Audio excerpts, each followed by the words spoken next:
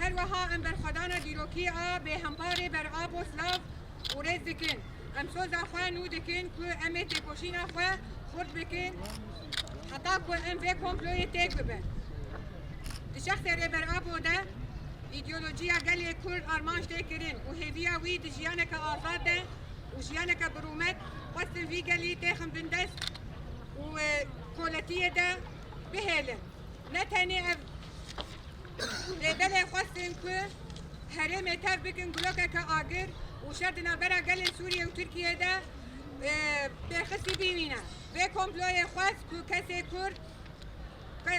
کرد آزاد نمینه هر وها خواستن که شورش آشینه تک ببین اف شورش که بفکر و فلسفه ری بر آب دست بکری بو شبر ویه که جنگ و قریانی لتجی گل ما تبایی اف 24 سالین درباس بونه لسر کمپلویه لهینا اف هز لسر پلانین خواه این قرش لتجی گل ما راد وستن هینا ربر آبو دیل گرتیه و دبین تجریده که گران دیه تفاهیم آفن مروفان دبین بک دبین بچکن کیمیاسال ایریشی شروانین آزادیه دکن گل ما دبین دور پیچه دیه هر وها بدنگیا ناف نتاوی تکس دکن که هینا کمپلو بردوامه ایدی بلا جیهان تب بزانی به که آزادیا ما بردوامه اشکنجه لسر ایمرالی همو زاگون مروواهی تک دبن اف یک زوردستیه لدیجی گل کرد و تواهی گلن که راگهان دنه پوره بر آب و وینا وانه اف رژیما زوردست لدیجی همو برانسیب و بهفیمان نفنتاوی ینگو گویه لدیجی گوینا گل کرد جبر ویه که ام غازی هیزن دموکرات دکن ایگو پشگرتین مافن مرووان دگرن و جیهانی کل دیجی به سیاستا تایبت و زاگونا زوردستیه یا کل ایمرالی تک بینن راوستن هر وها ام دخوازن که ریخصنا تکوشینا لدیجی اشکنجه جیهانی سی پیته که به ارک خواه رابه و ارجی سیاستا خونی دلخواستی و آلیکاریا زورکاران برده و ام دخوازن که هلوستن خواه زلال بکر و دیار بکر لبر زور و ظلم كل إمرالية هر وها ام جگل خواه ين لباكون روشلات سوريا دخوازن كو بشداري چالاكيا پاردش باته ببن يا پروتسكرنا جبول تجدال سر ربر آبو تا كو ام جيهان تواهي ربيجن كو ام سيستما إمرالية ناپجرينن و ام آزاديا وير ربر آبو دخوازن و ام دنگ خواه بلندكن لهمبري تجديد سروكاتي كو ام نخوازن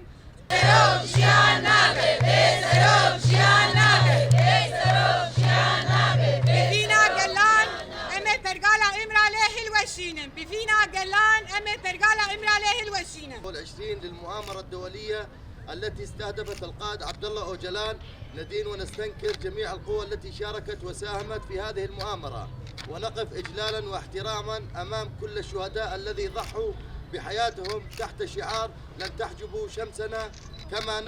نحيي المقاومة العصرية والتاريخية التي لا مثيل لها للقائد آبو ونجدد العهد بالعمل وتصعيد النضال إلى أن يتم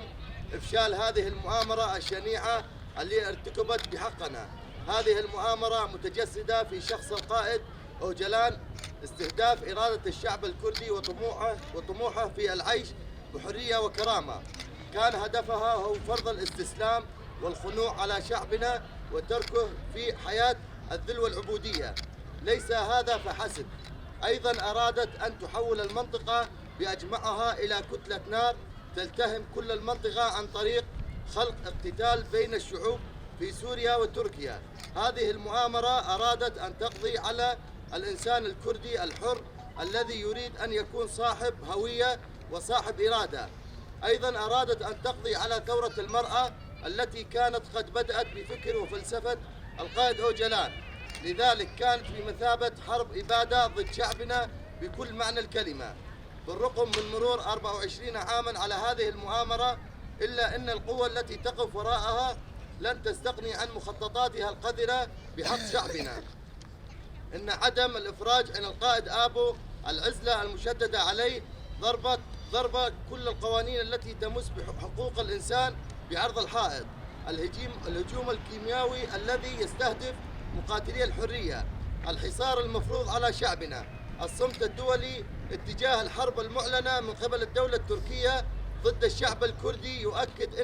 أن المؤامرة ما زالت مستمرة على قدم وساق. فليعلم العالم أجمع بأن نظام التعذيب في آمرلي هو انتهاك صارخ لكل القوانين الإنسانية، وهو انتهاك ضد الشعب الكردي وجميع الشعوب التي أعلنت وأكثر من مرة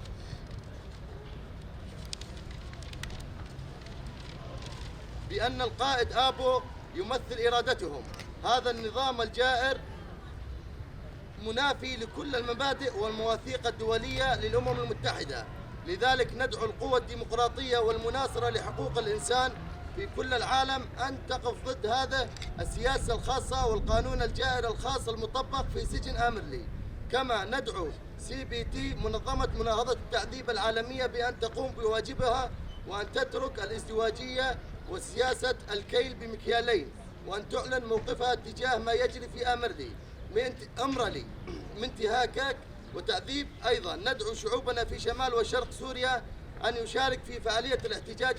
التي سنقوم بها في 15 شباط، لنعلن للعالم أجمع بأننا نرفض نظام آمرلي، وأننا نطالب بحرية القائد أوجلان، ونرفع صوتنا في وجه المتآمرين الذي يستهدفون مستقبل منطقتنا، وذلك بفرض الحرب والفوضى على طريق مخططاتهم القذرة. ندعو الكرد، العرب، السريان، الآشور، التركمان والشركس وكل تواقل الحرية والديمقراطية أن يشارك في مسيرة الكرامة التي ستتم تحت شعار بإرادة الشعوب سنقضي على نظام آمرلي. أننا في هذا اليوم سنؤكد مرة أخرى بأننا مع الحق ضد الظلم، أننا مع الحرية ضد العبودية،